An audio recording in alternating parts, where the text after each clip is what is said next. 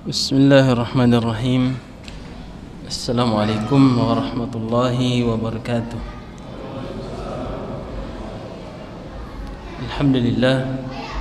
Alhamdulillahi rabbil alamin. Wa bihi nasta'inu ala umuri dunya waddin. Wassalatu wassalamu ala asyrafil mursalin nabiyina Muhammad wa ala alihi wa ashabihi ajma'in, amma ba'd. Jamaah salat maghrib yang dirahmati Allah subhanahu wa ta'ala, alhamdulillah, terkait dengan bagaimana kelak nasib kita di akhirat nanti, dan secara khusus pembahasan kita ini tentang fikih ibadah, bagaimana memahami tata cara beribadah kepada Allah subhanahu wa ta'ala sesuai tuntunan Nabi sallallahu alaihi wasallam. Pada pertemuan yang lalu kita telah membahas tentang kesalahan-kesalahan ketika kita mengerjakan salat dalam kondisi safar atau musafir. Maka insyaallah pada kesempatan ini kita akan membahas tentang bagaimana tata cara kita mengerjakan salat ketika kita sakit, dengan cara-cara yang pernah diajarkan oleh Nabi dan juga dijelaskan oleh para ulama kita. Tentunya jemaah sekalian, kita semua ini pernah merasakan sakit dengan kondisi yang berbeda-beda, sehingga agar ibadah salat bisa tetap kita kerjakan dengan benar dan mendapatkan pahala yang sempurna, maka kita harus memahami tata caranya. Jamaah sekalian rahmat Allah Subhanahu wa taala, adalah suatu bukti kedudukan daripada salat ini dibandingkan ibadah-ibadah yang lain, karena salat ini tidak boleh ditinggalkan sama sekali. Bagaimanapun kondisi kita, selama kita ini masih sadar, salat harus dijaga. Bahkan salat itu tidak bisa diganti dengan yang lain. Jika ibadah-ibadah yang lain itu bisa diganti dengan ibadah yang disyariatkan oleh Allah, seperti misalnya jika seseorang tidak bisa berpuasa di bulan Ramadan karena penyakit yang dia derita yang mungkin sulit lagi diharapkan kesembuhannya, maka dia tidak perlu puasa, cukup membayar fidyah. Kewajiban mengeluarkan zakat juga hanya bagi orang yang mampu, tidak boleh dipaksakan untuk memiliki harta agar bisa mengeluarkan zakat. Tidak perlu juga kita memaksakan untuk mencari harta agar kita bisa menunaikan ibadah haji. Iya. Semua itu dikerjakan jika kita mampu, jika tidak maka kita tidak berdosa. Iya. Tetapi salat ini jamaah sekalian tidak bisa diganti dengan yang lain. Tidak boleh diabaikan, ditinggalkan selama kita masih hidup. Iya. Karenanya suatu kesalahan yang besar jika ada orang yang sakit lalu beralasan dengan sakitnya untuk tidak sholat, ya. Dan ini banyak kita saksikan di tengah masyarakat kita. Tatkala melihat dirinya sulit untuk berwudu misalnya, dia pun jadikan itu alasan untuk tidak sholat, ya. Entah karena merasa bahwa berwudu itu syarat, sehingga jika tidak bisa berwudu maka sekalipun salat tidak sah salatnya. Ini adalah kesalahan, ketidakpahaman tentang syariat, ya. Atau mungkin karena merasa berat, susah untuk berdiri mengerjakan salat, lalu menjadikan itu alasan untuk tidak salat. Ini semua kesalahan. Kenapa? Karena Nabi kita telah mengajarkan, mencontohkan bagaimana agar kita tetap mengerjakan salat dalam kondisi apapun. Dalam sebuah hadis yang diriwayatkan oleh Imran bin Husain Nabi kita sallallahu alaihi wasallam mengatakan, "Shalli qa'iman," salatlah dalam keadaan berdiri. Fa illam tastati fa qa'idan. Jika tidak bisa salat dalam keadaan berdiri, maka dalam keadaan duduk. Fa illam tastati fa ala jam. Jika tidak bisa, maka di atas sisimu, sisi kanan yang lebih utama daripada sisi kiri, tergantung kondisi orang yang sakit. Dan dalam riwayat yang lain, riwayat An-Nasa'i yang juga sahih, Nabi kita mengatakan, fa illam tastati, jika tidak mampu, fa mustalqiyan, la yukallifullahu nafsan illa wus'aha. Jika tidak bisa, maka tidur terlentang menghadap ke atas. Sesungguhnya Allah tidak membebani suatu jiwa kecuali sesuai dengan kesanggupannya. Bahkan jamaah sekalian, andai kata ada orang yang sudah tidak bisa lagi bergerak, lumpuh total, kecuali karena dia masih sadar, masih bisa memahami pembicaraan orang di sekitarnya, merespon mereka, maka tetap wajib untuk salat. Bahkan andaikan pun semua panca inderanya sudah tidak berfungsi, tidak bisa melihat, tidak bisa mendengar, tidak bisa bergerak, tidak bisa berbicara, tetapi masih hidup hatinya, masih sadar, maka tetap harus diingatkan setiap kali masuk waktu salat. Karenanya kadang-kadang ini menjadi kelalaian keluarganya. Ketika ada orang sakit di rumahnya yang sebenarnya masih bisa merespon dia ketika berkomunikasi, tapi tidak diingatkan waktu salat. Ini kesalahan besar, utamanya keluarganya. Diingatkan bahwa sudah masuk waktu salat. Nah, ini tanggung jawab kita jamaah sekalian, untuk mengingatkan mereka. Saya angkat dulu karena ini ibu saya. Assalamualaikum. Sementara ini taklim.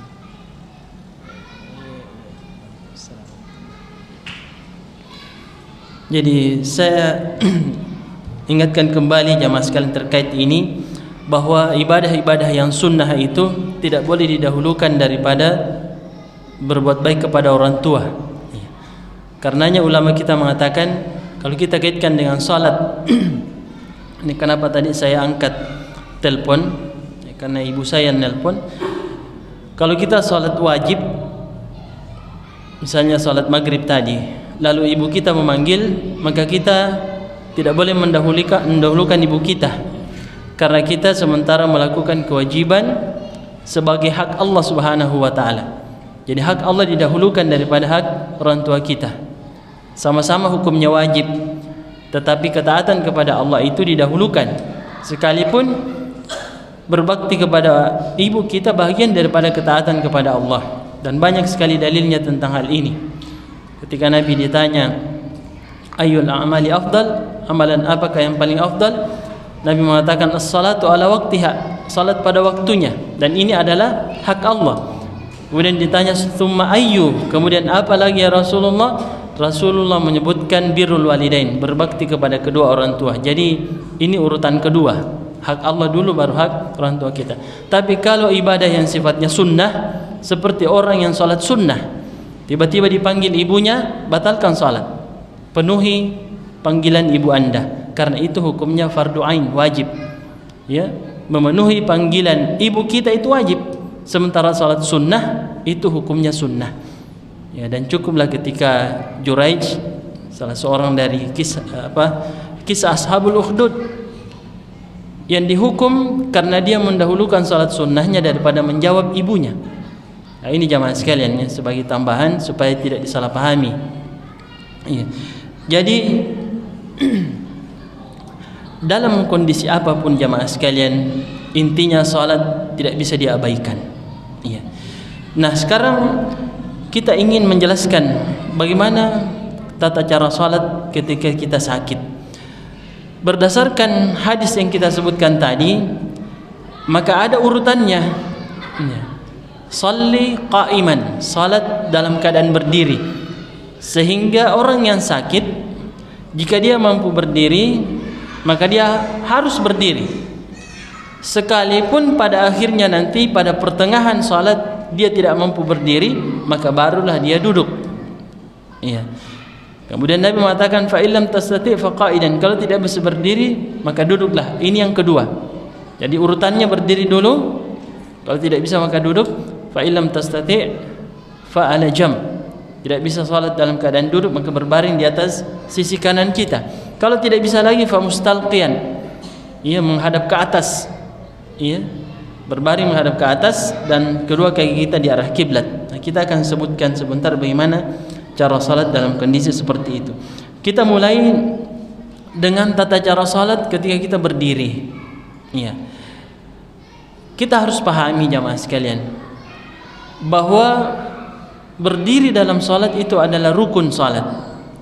Kalau ada orang sakit yang pada hakikatnya dia mampu berdiri hanya karena dia merasa lemas kalau berdiri, lalu dia tidak berdiri, maka batal salatnya. Kita katakan berdiri dulu kalau memang masih bisa berdiri, kecuali kalau memang sudah tidak bisa berdiri baru duduk. Bahkan dalam hadis Ummu Qais radhiyallahu taala anha, beliau katakan bahwa dahulu Nabi ketika sudah mulai berumur tua, ya, mulai gemuk badannya, beliau menggunakan media untuk berdiri dalam salat, tetap bisa berdiri. Beliau bertelekan ke amud sebuah tiang, berpegangan di situ supaya bisa salat dalam keadaan berdiri. Jadi sekalipun kita menggunakan alat, kalau dengan itu kita berdiri dalam salat, maka itu dilakukan. Iya.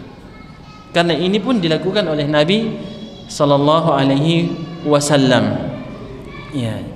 Tongkat misalnya, kalau kita bisa berdiri dengan menggunakan tongkat, maka kita berdiri. Ya, jadi alasannya karena kita bisa berdiri, kecuali kalau memang tidak bisa berdiri. Nah, bahkan kata ulama kita jamaah sekalian, jika ada orang sakit, dia bisa salat dalam keadaan berdiri. Tetapi yang menjadi persoalan, dia tidak bisa ruku', tidak bisa juga sujud. Ya, misalnya dia bisa bertahan berdiri dalam waktu yang lama, yang penting dibantu untuk berdiri. Kalau sudah dalam posisi berdiri, maka dilepas saja. Dia bisa berdiri sampai setengah jam, tetapi tidak bisa sekali dia membungkukkan badannya, tidak bisa rukuk, tidak bisa sujud. Ya, kata ulama kita wajib untuk berdiri. Baginya wajib untuk salat dalam keadaan berdiri, karena Allah Subhanahu wa taala mengatakan wa qumu lillahi qanitin. Berdirilah, ya. Kita diperintahkan berdiri karena Allah Subhanahu wa taala dengan khusyuk. Ya, aqimus shalah, dirikan salat, tegakkan salat. Dan hukum asalnya dilakukan dalam keadaan berdiri jamaah sekalian. Nah, bagaimana kalau kita tidak bisa rukuk, tidak bisa sujud? Kalau kita bisa membungkukkan sedikit badan kita, sekalipun tidak sempurna, ya, posisi rukuk kita, maka itu kita lakukan. Jadi kita bertakbir ketika akan rukuk, Allahu Akbar, Allahu Akbar, lalu kita bungkukkan sedikit badan kita sesuai kemampuan kita. Nah, kemudian sami Allahu liman hamidah, kita gerakkan lagi sedikit, dan ketika kita sujud, Allahu Akbar, bertakbir, kita rendahkan sedikit badan kita, lebih rendah daripada ketika kita rukuk. Kalaupun misalnya jamaah sekalian, kita tidak bisa lakukan itu, betul-betul kita hanya bisa berdiri tegak, iya, dengan melipat tangan misalnya. Orang ini tidak bisa membungkukkan sedikit badannya untuk rukuk dan sujud. Kita perhatikan, ketika dia bertakbir untuk rukuk, sekalipun tidak bisa bergerak sama sekali, maka dia mengangkat tangannya bertakbir, lalu dia turunkan tangannya seperti ini. Kemudian dia berniat untuk rukuk. Ya, karena orang ini tidak bisa bergerak sama sekali, bahkan kepalanya pun misalnya tidak bisa digerakkan, maka dengan niat, ya, sambil dia turunkan tangannya, karena tangannya tidak boleh dibiarkan terus di atas dada. Ya, meletakkan tangan kanan di atas tangan kiri di atas dada itu hanya pada posisi berdiri. Jadi ketika kita berniat rukuk, dilepas turun. Lalu kita baca Subhana rabbiyal azim dalam keadaan seperti ini. Kalau memang tidak bisa sama sekali bergerak. Begitu juga ketika sujud, Semuanya dengan niat. Seperti itu jamaah sekalian. Ya. Jika ada orang sakit, jadi tadi kita katakan dia bisa berdiri, iya, maka kita harus sampaikan padanya bahwa awali salat Anda dalam keadaan berdiri. Kalau misalnya Anda lelah, tidak mampu lagi berdiri, barulah Anda duduk. Nah sebaliknya juga, andai kata ada orang yang ketika dia mengawali salatnya dia bisa berdiri, lalu pada rakaat berikutnya dia lelah, tidak bisa sama sekali berdiri, kita katakan duduk. Lanjutkan salat Anda dalam keadaan duduk. Pada rakaat berikutnya dia merasa lebih kuat lagi dan bisa berdiri. Iya, misalnya dia coba-coba meluruskan lututnya bisa. Kita katakan kalau begitu berdiri. Iya, karena kata ulama kita, jika dia bisa berdiri tetapi lebih memilih duduk, batal salatnya. Ya, tidak bisa kita main-mainnya dalam persoalan ini. Hanya orang yang tidak bisa berdiri yang salat dalam keadaan duduk, karena Nabi mengatakan fa illam tastati, kalau tidak mampu, iya, barulah kita salat dalam keadaan duduk. Nah, sekarang kita beralih ke tata cara salat berikutnya, salat dalam keadaan duduk. Iya. Jamaah sekalian rahmat Allah Subhanahu wa taala, salat dalam keadaan duduk ini ada dua caranya, yaitu salat dengan cara duduk di lantai, di atas lantai, atau duduk di atas kursi. Ini dua-duanya bisa dikerjakan. Namun jamaah sekalian, kita harus perhatikan kondisi kita. Karena jika kita ditanya yang mana lebih utama, salat di atas kursi, ya, atau di atas lantai, maka yang lebih utama salat di atas lantai. Alasannya kata Syekh Saleh Al-Munajjid dalam fatwanya, karena dahulu sebenarnya kursi juga ada, tetapi orang sakit dulu salat dalam keadaan duduk. Iya, bisa saja kursi itu gampang, bisa duduk kan, tidak mesti kursinya seperti ini, bisa duduk di atas ranjang.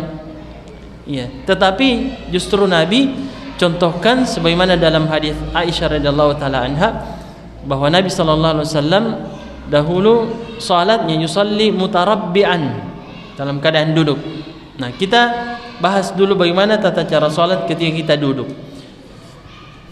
Saya mau bertanya, ketika kita mengawali salat kita, bagaimana posisi duduk kita? Apakah seperti sekarang ini duduk bersila, atau duduk tasyahud? Seperti duduk ketika kita tasyahud, atau duduk di antara dua sujud? Yang mana kira-kira? Tasyahud. Ada pendapat lain? Perlu dirinci, ya, karena hadis Aisyah yang mengatakan bahwa Rasulullah sallallahu alaihi wasallam yusalli mutarabbi'an. Ini bisa bahasa Arab. Apa artinya mutarabbi'an? Untuk mirip-mirip. Salli mutarabbi'an. Ya, seperti ini namanya mutarabbi'an, duduk bersilah. Ya, jadi ini pentingnya kita belajar bahasa Arab. Mudah-mudahan jadi doa, insyaallah bisa bahasa Arab nanti. Ya. Jadi duduk bersilah itu, ini namanya at-tarabbu. Aisyah istri Nabi yang mengatakan begitu. Ya, duduk bersilah. Apakah posisi ini tidak berubah sampai selesai salat? Kata ulama kita, duduk bersilah ini hanya pada dua kondisi, yaitu ini dalam salatnya, pada posisi berdiri dan ruku. Iya. Adapun pada posisi duduk di antara dua sujud atau ketika sujud dan tasyahud, kita merubah posisi kita seperti duduk tahiyat. Iya. Jadi duduk murabba begini, bersila ini, ketika kita berniat salat dalam keadaan berdiri, bertakbir misalnya Allahu Akbar, lipat tangan, ya. Lalu kita bertakbir lagi untuk sujud. Ini penting sekali. Kalau kita bisa sujud, maka harus sujud. Sujud ke lantai, meletakkan 7 anggota badan kita. Kita rubah posisi duduk kita yang tadinya posisi mutarabbian, bersila menjadi duduk tawarruk. Istilahnya tawarruk itu seperti duduk tasyahud awal ya. Lalu kita sujud seperti biasa. Ya, kalau ada orang yang tidak merubah posisi duduknya, dia hanya membungkukkan badannya, padahal dia bisa sujud, batal salatnya. Dia harus sujud kalau memang bisa sujud. Karena Nabi mengatakan, umirtu an asjuda ala sab'ati a'zum. Aku diperintahkan sujud di atas 7 anggota badan. Kedua kaki, kedua lutut, kedua tangan, dan dahi kita ini dengan hidung dihitung 1. Ya, itu ketika kita sujud. Nah, ketika kita ruku, kalau kita bisa berdiri untuk ruku, maka ini harus dilakukan. Misalnya ada orang yang memang ketika dia berdiri lurus lama tidak bisa sama sekali, tapi kalau dia ruku sesaat bisa, maka kita katakan sekalipun anda sholat dalam keadaan duduk tetapi bisa ruku sekalipun beberapa menit atau detik cukup untuk membaca doa subhana rabbiyal azim, maka berdirilah kalau memang bisa. Iya, kalau tidak maka kita tetap duduk bersila seperti ini. Tadi kan kita katakannya duduk bersila ini pada 2 kondisi, berdiri dan ruku. Hanya saja kita pegang lutut kita. Tadinya kita letakkan tangan kanan di atas tangan kiri.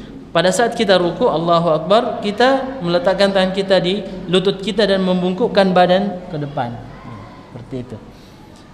Kalau kita tidak bisa sujud, iya, kecuali hanya bisa duduk seperti itu, maka kita bedakan. Ketika ruku kita bungkukkan badan, tapi ketika sujud lebih rendah lagi. Kita bungkukkan badan kita lebih rendah.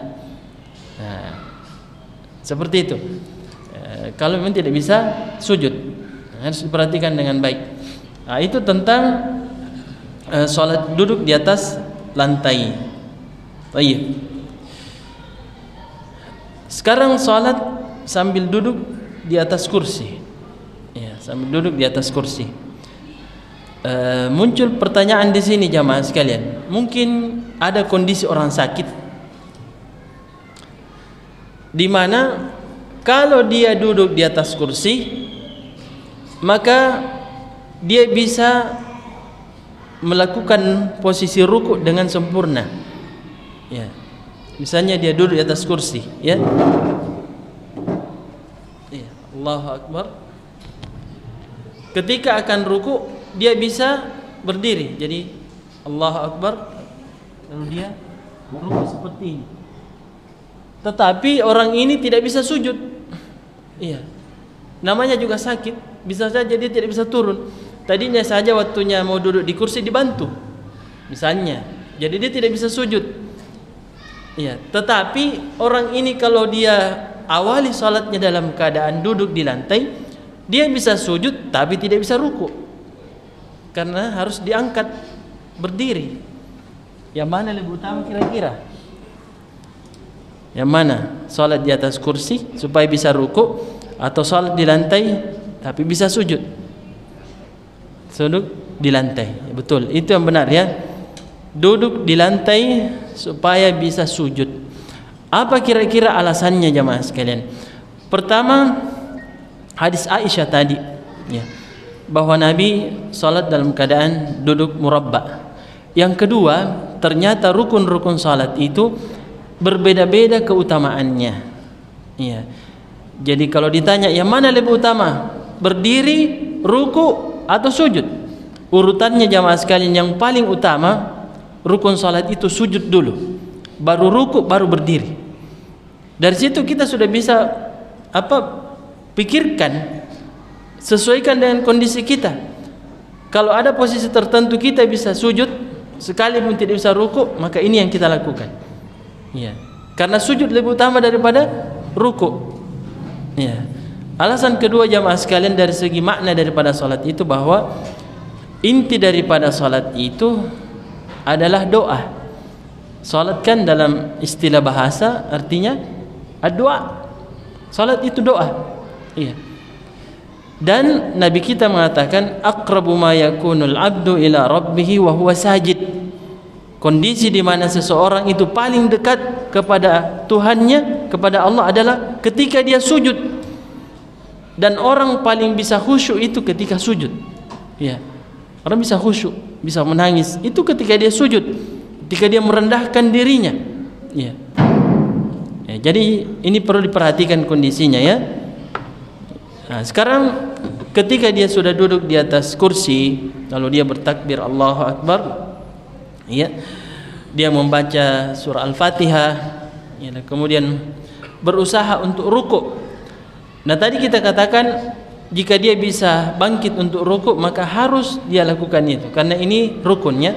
Makanya di awal-awal taklim kita beberapa pertemuan lalu, yang pertama kita bahas yang mana gerakan yang wajib, yang mana yang rukun. Nah disinilah ini kita pahami konsekuensinya.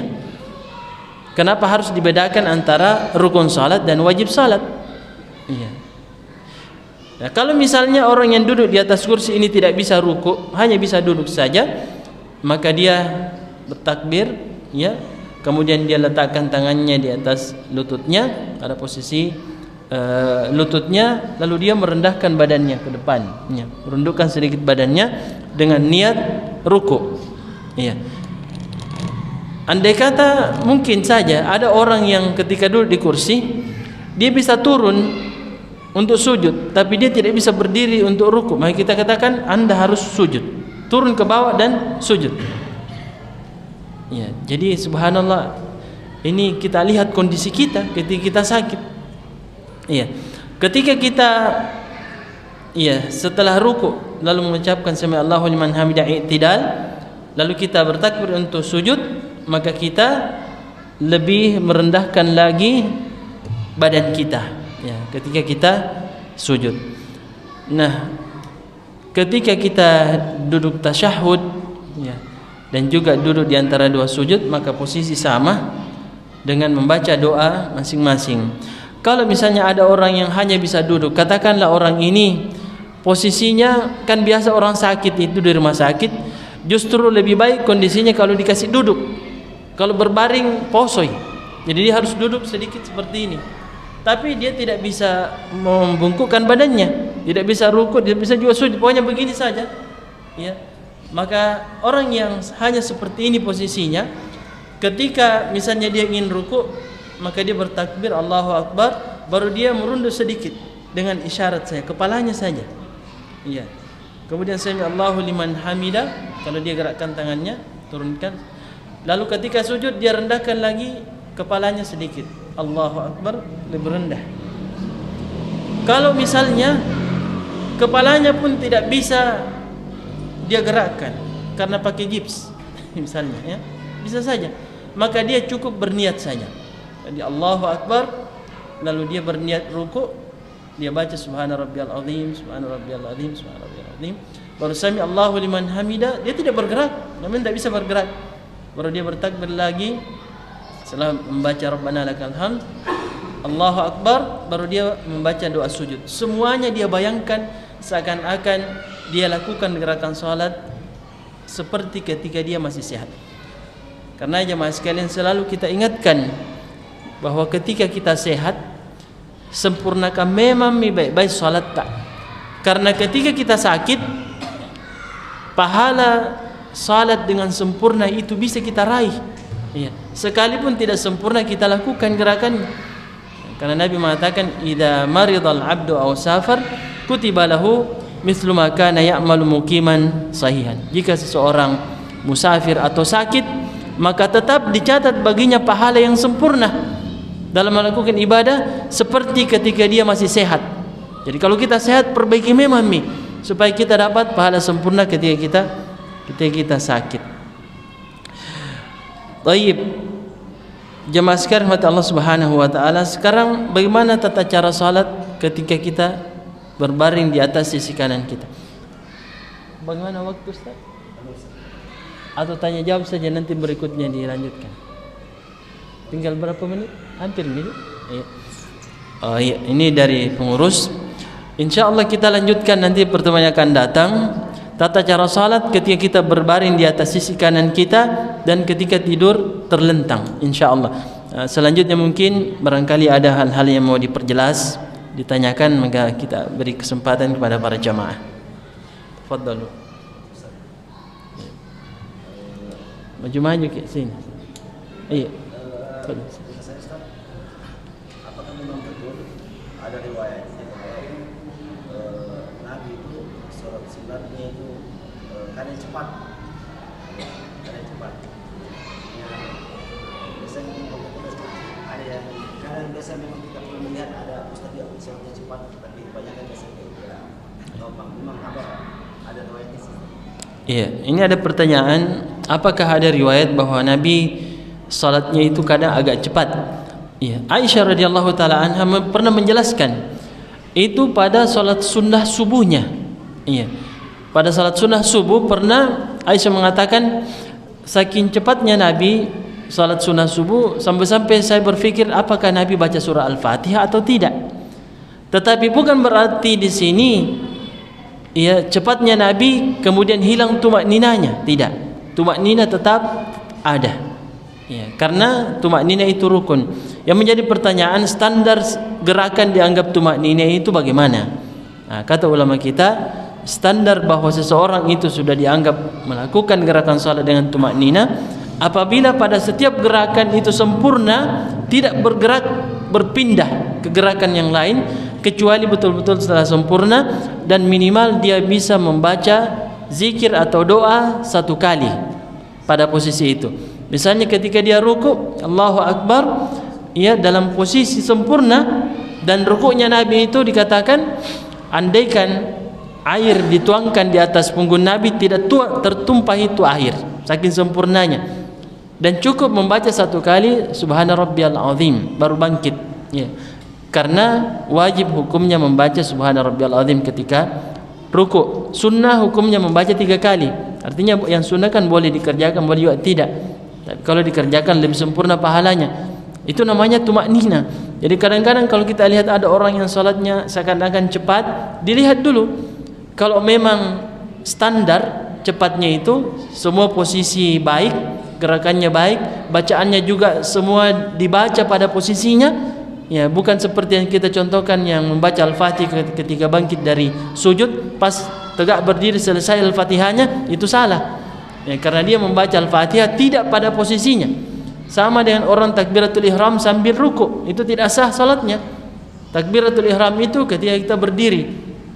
Bahkan Imam An-Nawawi mengatakan kalau ada sebahagian ucapan takbirnya, takbiratul ihramnya itu bukan pada posisi berdiri, misalnya sedikit sudah condong ruku, Allahu berdiri, akbarnya ruku, maka batal salatnya. Ya, jadi semua pada posisinya. Nah, itu kira-kira Ustaz. Ya, jadi ada standar. Silakan. Apakah Rasulullah pernah melakukan sholat duduk? Karena saya pernah juga baca bahwa ada salah satu. Ya, Rasulullah pernah sholat tahajud dengan duduk. Ya, bukan khusyuk karena sakit. Itu yang pertama. Apa itu benar apa salah? Terus yang kedua, bagaimana dengan sholat di pesawat? Pesawat apakah kita tetap harus berdiri? Iya, ada 2 pertanyaan. Yang pertama tentang apakah Nabi pernah sholat dalam keadaan duduk padahal tidak sakit. Jawabannya betul. Dalam hadis riwayat Muslim, ya, Nabi pernah sholat di malam hari, sholat tahajud. Iya. Setelah selesai sholat tahajud, beliau sholat witir, ditutup dengan sholat witir. Subhanallah, dalam riwayat ini dikatakan bahwa Nabi sholat lagi 2 rakaat padahal sudah selesai sholat witir, dan Nabi lakukan itu dalam keadaan duduk. Iya. Karenanya dari sini dipahami bahwa untuk sholat sunnah boleh dikerjakan dalam keadaan duduk sekalipun kita tidak sakit, tetapi Nabi mengatakan pahalanya adalah 1/2 dari pahala sholat yang dikerjakan dalam keadaan berdiri, 1/2 pahalanya. Tapi sholat wajib tidak boleh sama sekali dikerjakan dalam keadaan duduk jika seseorang mampu untuk berdiri. Ya. Yang kedua, sholat di atas pesawat, kita lihat kondisinya. Ya. Tentunya kalau di atas pesawat kita tidak bisa berdiri karena membahayakan diri kita. Ya. Kan terjadi turbulensi atau apa, kita bisa jatuh dan terluka. Karenanya kita harus patuhi, ya, aturan di atas pesawat. Ya. Kalau dikatakan jangan berdiri, duduk, maka kita sholat dalam keadaan duduk. Ya, seperti yang kita sebutkan tadi. Ya. Kalau misalnya kan ada posisi kursi misalnya, kalau di posisi depan itu ada sedikit ruang di depan kita, kita bisa sujud. Ya, kalau misalnya tidak harus menggunakan seat belt ya, dan kita boleh bahkan berdiri pada waktu-waktu tertentu bisa sujud, maka kita silahkan sujud. Ya, sujud yang sempurna. Tapi kalau misalnya ada arahan bahwa semua harus pakai sabuk pengaman, otomatis kita tidak bisa sujud. Maka sholatnya sama seperti ketika kita sakit tadi, ya, sama persis. Rukuk dan sujudnya dibedakan, dilihat dari posisi rendahnya badan kita. Wallahu taala alam. Ya. Ya, saya mau tanya Ustaz, pada saat kita sujud itu saya lihat macam-macam penempatan telapak tangan. Ada yang berada dengan dada, ada yang berada dengan wajah, ada yang terbuka ketiaknya, dan apalagi ada yang telapak tangan berada dengan siku. Yang mana sebenarnya yang dicontohkan oleh Nabi? Iya. Ini pertanyaan yang baik ya, tentang bagaimana cara kita bertakbir, takbiratul ihram. Bagaimana posisi tangan kita. Sebut sujud. Jadi bertakbir untuk sujud. Posisi sujud. Oh iya, bukan takbiratul ihramnya ya. Posisi tangan ketika sujud itu disebutkan dalam riwayat bahwa pertama, posisi tangan kita itu sejajar dengan telinga atau bahu. Iya. Dan dalam hadis dikatakan kalau kita salat ya, dan Nabi pernah contohkan itu, direnggangkan memang siku. Iya, sahabat mengatakan kalau dari belakang itu kelihatan putih ketiaknya Nabi. Ya, berarti direnggangkan keluar. Dijauhkan antara paha kita dengan perut. Jadi tidak rapat. Dan kedua, siku diangkat. Makanya dalam hadis kita dilarang sujud seperti anjing yang siap menerkam. Ya, seperti ini, kan? Tidak boleh ya, duduk atau sujud seperti posisi anjing. Itu kan rapat turun sikunya. Kita angkat, kita renggangkan. Ini kalau kita salat sendiri atau ketika jadi imam. Kalau salat berjamaah tidak boleh begini, ya. Maka bisa-bisa terlempar samping kita, ya. Tidak boleh dipaksakan, dirapatkan. Ya, karena Nabi mengatakan ketika salat, tarasu wa hadu bainal manakib. Luruskan dan rapatkan ya lengan-lengan kita. Ya, jadi yang rapat itu sebenarnya bukan kaki. Nah, ini juga perlu dipahami ya. Kenapa selalu dikatakan luruskan shaf, rapatkan, bukan kaki yang dirapatkan, sebenarnya lengan kita bersentuhan, tidak perlu juga terlalu rapat ya, betul bersentuhan. Ya, ini yang perlu dipahami. Jadi betul tadi yang ditanyakan bahwa posisi tangan itu, ingat juga posisi jari ini dirapatkan ketika sujud. Kalau kita bertakbir, takbiratul ihram atau itu justru dilepas, dibiarkan seperti biasa, tidak dirapatkan. Tapi ketika sujud, sebutkan dalam hadis ya, dirapatkan jari-jari kita. Nah, ini ya. Nah, ini pertanyaan yang bagus karena banyak faedah yang bisa kita dapatkan tentang bagaimana cara kita sujud yang sempurna. Wallahu a'lam. Sudah? Halas? Saya kira demikian jemaah sekalian. Mudah-mudahan apa yang kita bahas pada malam hari ini bisa memberikan pencerahan bagi kita semua, khususnya tata cara salat ketika kita sakit. Dan sebagaimana kita janjikan, insyaallah pertemuan yang akan datang kita akan lanjutkan tentang bagaimana cara salat ketika kita tidur di atas sisi kanan kita dan ketika tidur terlentang. Barakallahu fikum. Kita tutup dengan doa kafaratul majlis. Subhanallahi bihamdik, asyhadu an la ilaha illa anta, astaghfiruka wa atubu ilaik. Walhamdulillahirabbil alamin. Assalamualaikum warahmatullahi wabarakatuh.